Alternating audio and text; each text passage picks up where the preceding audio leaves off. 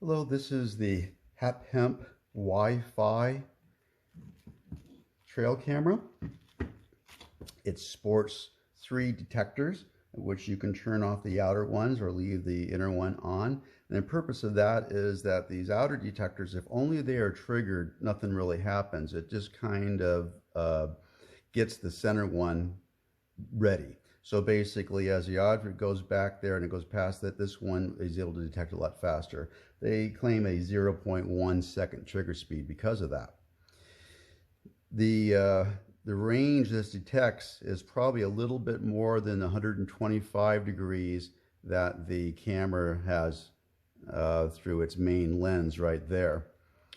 The LEDs that are through here are 940 nanometers, which basically means you can look directly at them and you won't notice anything at all. This is good for security. Humans are not going to glance up and notice there's any lights coming on. The 850 nanometers, which we call low glow, they have a little bit of a pink hue, and anybody who's got the marbles about trail cams will say something is looking at them. The goodies that come along with this is a USB cable, and you can see the type that it sports. It's the larger size. About half my cameras seem to have that. This larger size on there. And I like to use my USB cables. A lot of people using cameras don't. They simply swap out the SD cards in the field. It's faster, of course. But I do this every day. I have these around my home looking at wildlife. And when I pull out the SD cards every day, it wears out the little contacts that are in there. So I prefer to go ahead and use this. It lasts a longer. I haven't had my USB port damaged so far after doing this for, 3 years now. Not on this camera, but on other cameras. Comes with a belt to tie it around a tree. These are nice and rough for the tree. Also a nice little camera connector right there, which uses this hardware here. We've seen this in a lot of other cameras. It tightens by finger touch.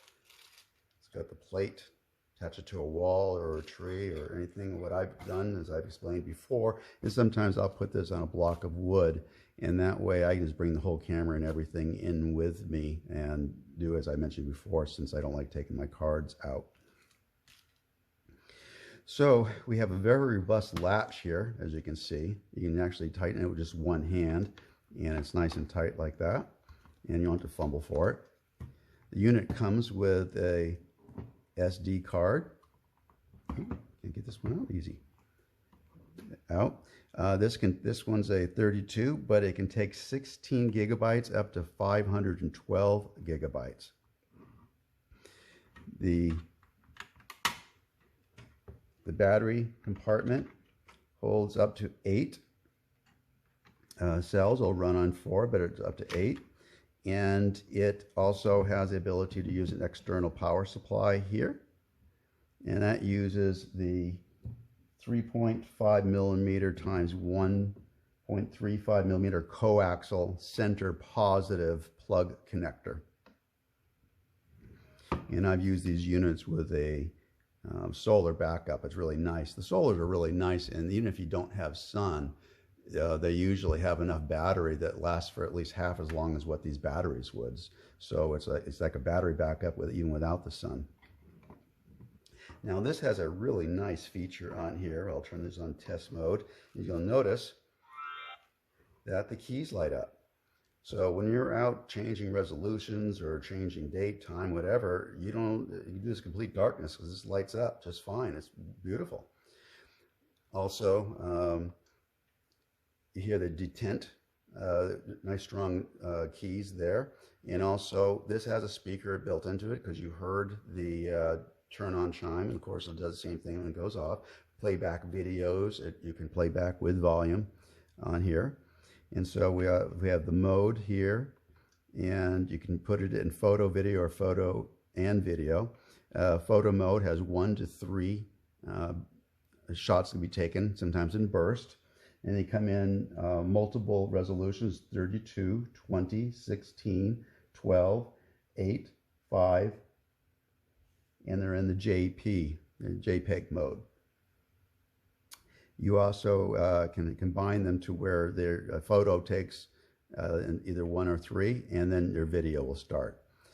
In the video mode, it comes in multiple resolutions also, in a 2160p, 1520p, 180p, 72p, and 2 unusual ones: 720 by 480 and 640 by 480. These are like a square format.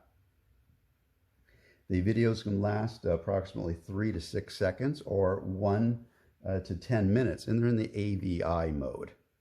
We also have time-lapse visual resolution. So this actually will make time-lapse video either in a sequence of photos or make it into a short little video on here. And you can select the resolution that's on there: 8, 5, and 3 megapixels.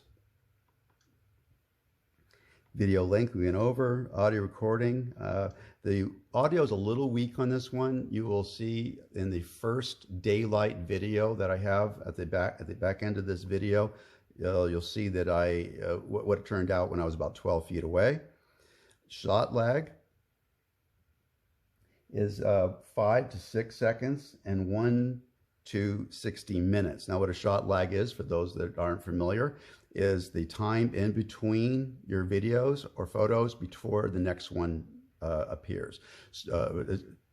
You can take a photo, and if you have a lot of movement, it'll trigger again, it'll trigger again, trigger again. If you're not really interested in seeing that kind of thing, just basically you can set it to where once a minute, and it'll let your batteries and your card last a lot longer on there.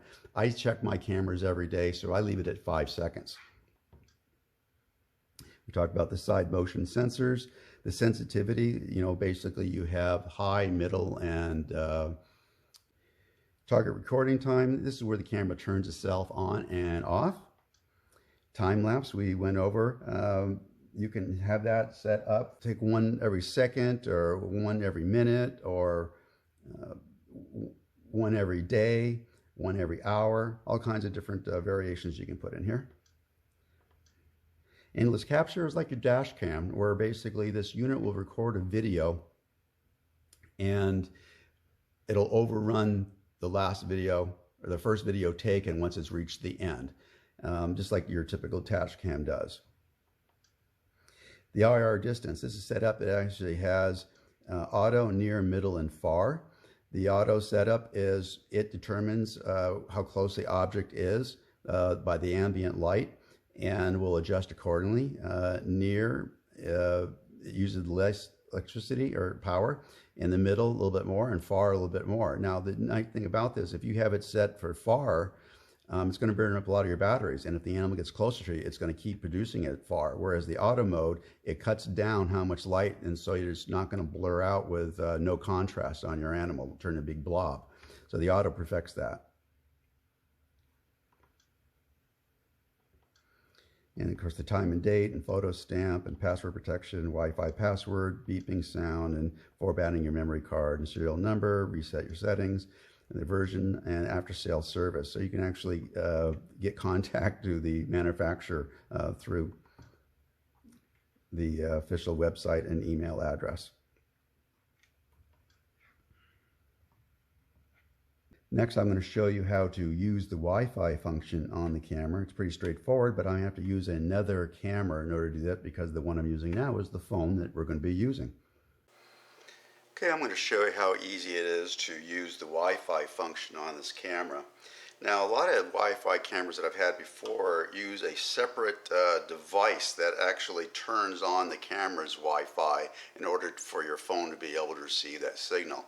This particular well, then it becomes a problem, because you have to shut off everything else in your phone so that it knows what it's going to listen to. It's not very selective. This actually uses the Bluetooth that's in your phone to tell the camera to turn on, and then be able to connect to your phone. And it makes it a lot simpler, and you don't have to shut off any of the other functions. You can leave your Bluetooth headset on. You can have it still connected to the Wi-Fi through your router, all kinds of stuff. So basically, keep in mind, this is only a connection between your phone and your camera. Some people are a little concerned, thinking they can use this as a surveillance device using their computer's router. That's not going to be the case. So the first thing that you're going to do is, let's see, is you use the QR code that comes in the book. Check your camera in there. It connects you right to the website. Of course, you can go to the website also and get it that way if you want to. This just makes it so much more convenient. You walk yourself through the setup, but basically it just wants to know, do you want to do this and what is the code? And the book has the code that's in there. It's very simple. And then it's ready to go. So basically what we're going to do is make sure your unit is on. We're going to put it all the way into the on function right here. It's doing its countdown. And next is find that app that's on here. Now I'm going to use the Trail Cam link. Click on it right there. It's going to start up. And this is the last time it looked at it. It was on a slope before, and the last time I didn't take any pictures.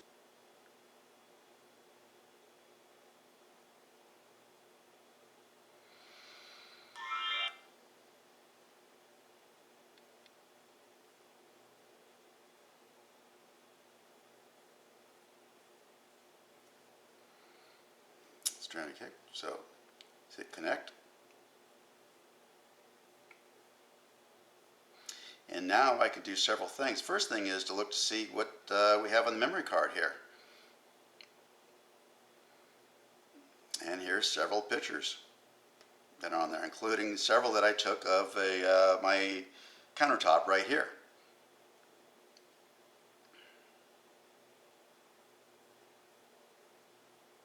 And I just did that a few minutes ago. Now I can do two things with it. I can download it to my phone, which allows you to use it anywhere else, or I can go ahead and delete that. Okay, and I'll do more later. If I had any videos, they would be in this. Oh, I do have a couple videos in here. But again, they were all of my countertop right here. So we'll take care of that later. Now this is what's really nice. This allows a lot of the functions that you want to use on your camera set up a lot nicer. You set your photo resolution, your video length, whether your side motions are on. All the functions are right here on your phone, turning it on and off, including formatting the memory card, which I think I'll do now to get rid of all those things that were on there. Simple way of deleting it all. So anyway, that's how easy this is. And if you have any questions, please put them in the comments section below.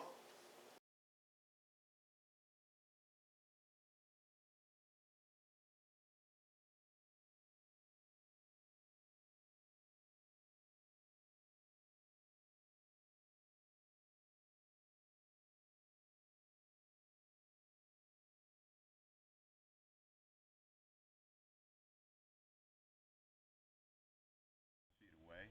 1, 2, 3, 4.